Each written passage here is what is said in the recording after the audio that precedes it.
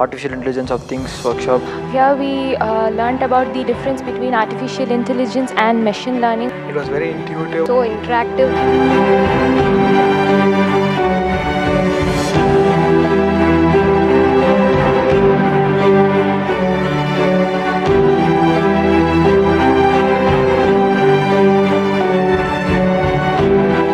Where they have taught us Python, IoT, developing prototypes, deep learning neural network, each and every algorithms with easy datasets, many real-time problems for solving. hands-on sessions. I was amazed by how I could gather this much knowledge in a very short period of time.